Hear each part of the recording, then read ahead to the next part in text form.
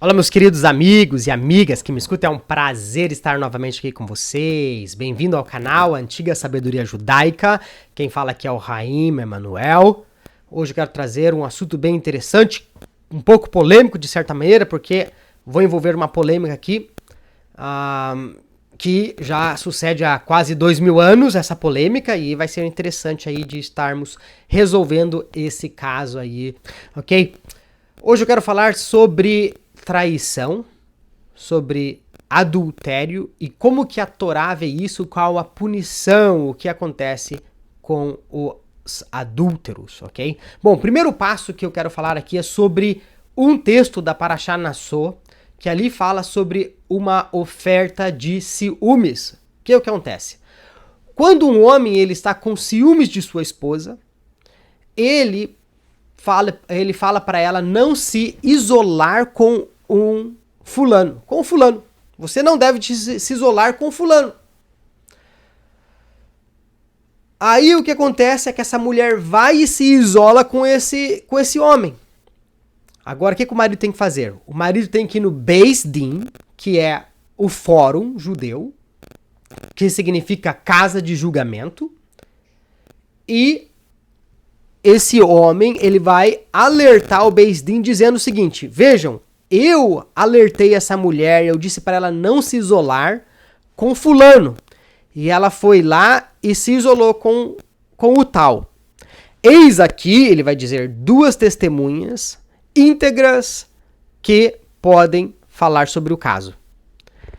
Observem que essas testemunhas, elas não são testemunhas do adultério, elas são testemunhas do isolamento. Ok? Esse é o caso que nós estamos tratando aqui. Como ele vai no Beis Din local dele, nesse fórum local, o fórum local os envia o casal até Jerusalém, aonde eles vão estar diante de 70 anciões. Em realidade, não é o casal que vai estar em frente aos 70 anciões, mas a mulher apenas. O que eles vão fazer com essa mulher? Eles vão começar a amedrontar ela. Primeira coisa que eles vão fazer é amedrontar ela. Eles vão dizer assim: mulher, você não sabe que o vinho ele é uma influência poderosa? Por que eles dizem isso? Porque pode ser que essa mulher ela saiu para beber vinho com esse fulano. E os dois se embriagaram e tiveram um caso extraconjugal. Eles também vão dizer para a mulher: mulher, filha, eles vão chamar ela de filha. Você não sabe que as más companhias, elas exercem um grande poder de influência? Para que venha à mente dela que as companhias que ela teve, que ela andou, influenciaram até esse momento na vida dela. Principalmente se ela se isolou com esse homem e ela cometeu um ato de adultério. Mas nós estamos aqui apenas falando do caso do isolamento. Nós não estamos falando ainda em um veredito. Eles também vão dizer para ela: mulher, filha, você não sabe que a frivolidade ela exerce um grande poder de influência? Porque toda a comunidade ela sofre quando existem adúlteros no meio dela, porque existe um espírito de tuma que manifesta-se na vida dessa mulher, e é algo espiritual. Aí o que acontece? Se essa mulher ela clama ser inocente, eles vão levar ela para o pátio do templo e vão colocar ela olhando direto para o Santo dos Santos. Porque pode ser que por olhar ao Santo dos Santos, essa mulher ela chegue a um entendimento de si mesmo, dizendo: eu tenho que confessar. E nesse momento que ela é levada ao pátio, todas as mulheres da cidade elas já estão no templo ali para ver esse caso. Então o que eles fazem? eles tiram as roupas dessa mulher e eles colocam outra roupa nela. Eles colocam uma roupa estilo egípcia nela. Eles rasgam parte da roupa dela, em verdade, e essa mulher, ela tem o seu corpo aí exposto. E acima do peito da mulher, eles colocam uma espécie de corda para que a roupa dela não caia. Para que a roupa dela não caia. E essa é uma das maneiras de fazer com que essa mulher confesse o que ela fez, se ela teve aí algum tipo de relacionamento e ela é culpada. E eles dizem para ela algo mais. Eles dizem assim: mulher, muitos já vieram antes de ti e eram homens de grande estatura, os quais não puderam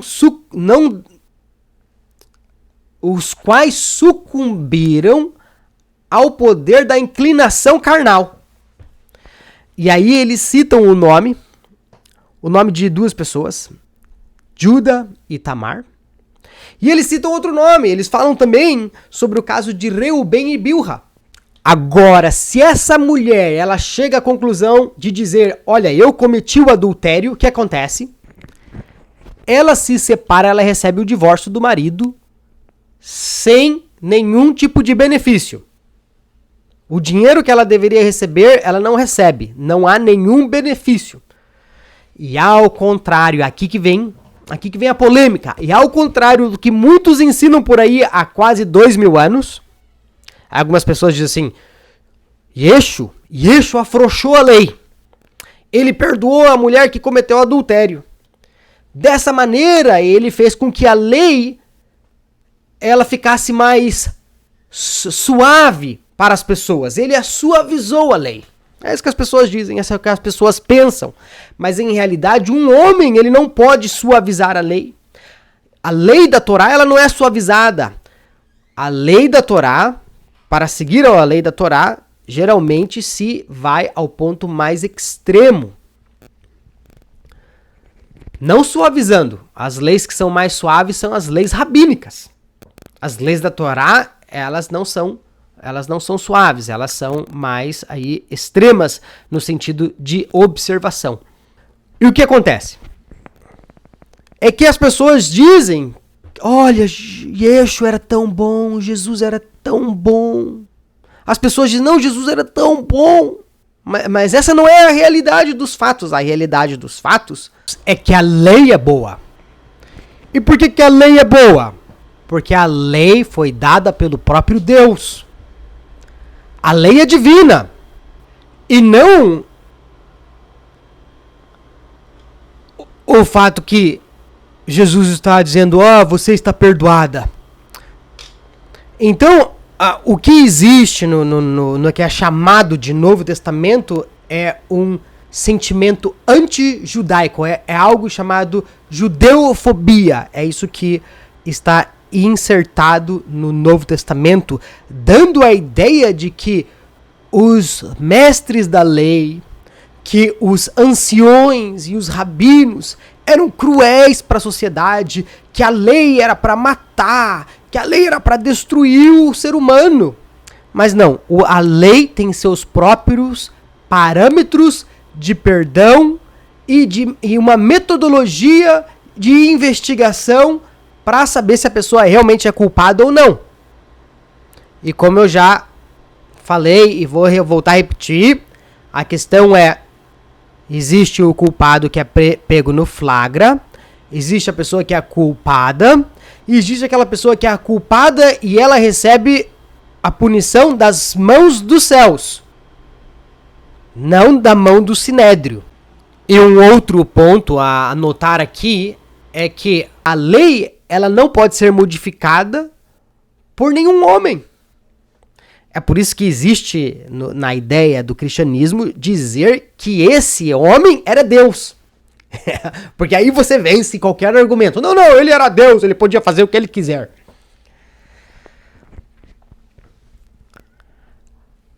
Sendo que não é a realidade. Então o que acontece? Quando uma pessoa era pega no ato do adultério, os dois eram executados. E veja que esse exemplo que eu estou dando agora não é o caso do homem que tem ciúmes, é um caso isolado. Se uma mulher chegasse para o marido e dissesse, eu te traí, rasta shalom, Deus nos livre que uma mulher falasse isso, o homem não necessariamente precisava acreditar. Agora, se houvessem duas testemunhas do ato de adultério, os dois eram executados e extirpados no meio de Israel. Mas voltando ao assunto. Por que que esses anciões, eles colocam medo nessa mulher que é suspeita? Essa é a palavra, suspeita de adultério. Por que que eles colocam medo nela? Por que que eles falam todas essas histórias para ela? Porque eles querem que ela confesse o adultério e se vá livre, no sentido de receber o divórcio, sem precisar morrer pelo julgamento divino. Como assim julgamento divino?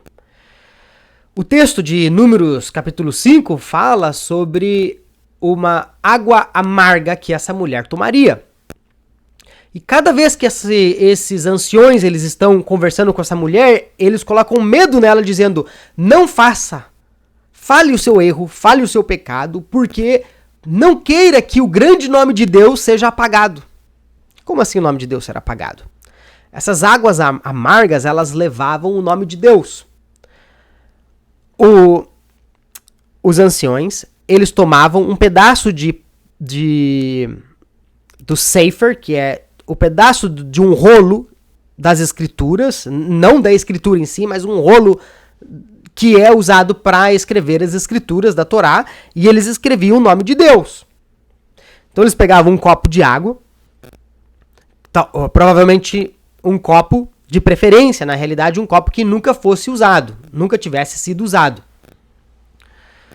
Mas se o copo tivesse sido usado, se o copo tivesse a aparência de novo e limpo, ele poderia ser usado.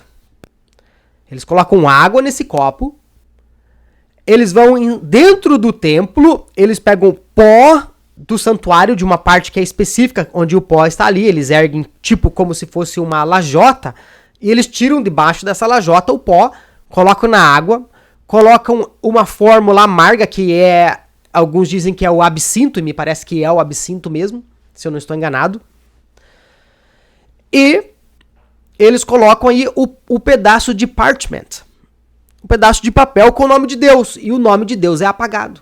E nós sabemos que o nome de Deus ele não pode ser nem pronunciado, com dirá apagado.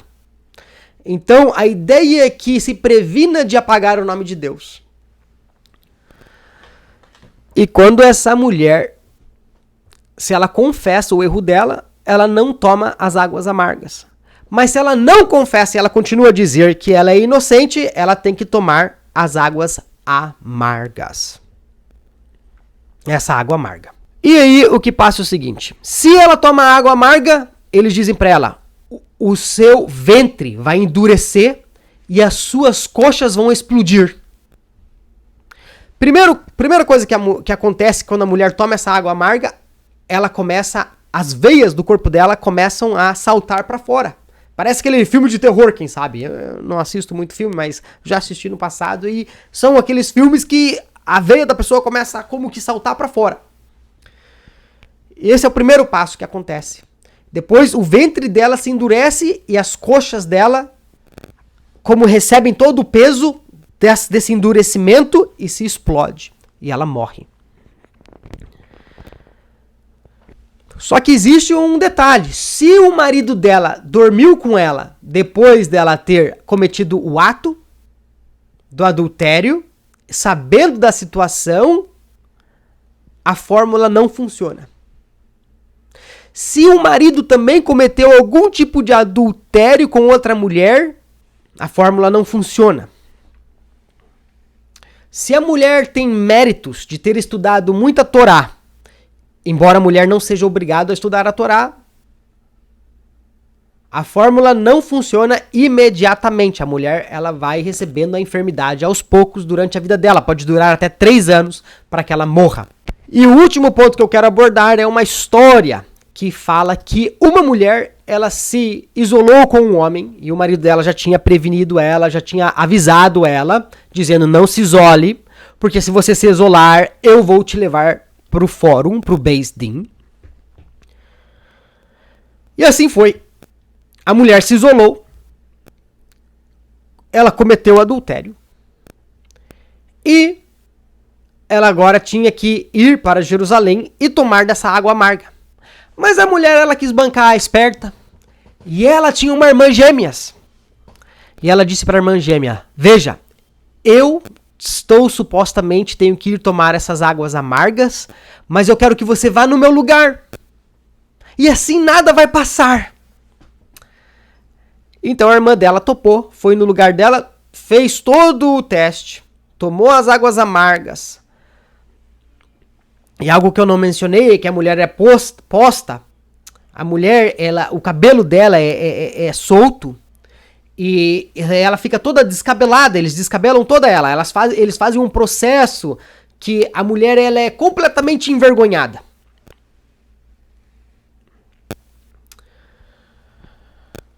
E voltando ao assunto da irmã gêmea, ela toma e ela não morre. E ela chega em casa toda alegre e ela diz pra irmã: veja, eu tomei as águas amargas e eu não morri. Aqui estou. E que bom que você também está viva. Então a irmã dela vai dar um beijo nela de gratidão e as duas se beijam. Quando as duas se beijam e um lábio toca no outro lábio, a que cometeu o adultério cai morta. Pum! Imediatamente cai morta. Porque as águas amargas que eram para fazer efeito na vida dela, fez efeito no momento certo. Mas talvez você esteja se perguntando: mas e se a mulher não cometeu nenhum adultério, nenhum erro? Ah, meu amigo, toda vergonha que ela passou se transforma em bênçãos. Tudo que ela passou se transforma em bênçãos, e essa água, em vez de se tornar uma maldição na vida dela, se torna agora em bênção. Qualquer mulher que não tenha tido filhos, que tomam a água amarga, e ela não cometeu nenhum caso de adultério, ela vai ter filhos e muitos filhos. Então, meus amigos, um abraço a vocês e até a próxima aqui no canal Sabedoria Judaica. Um abraço.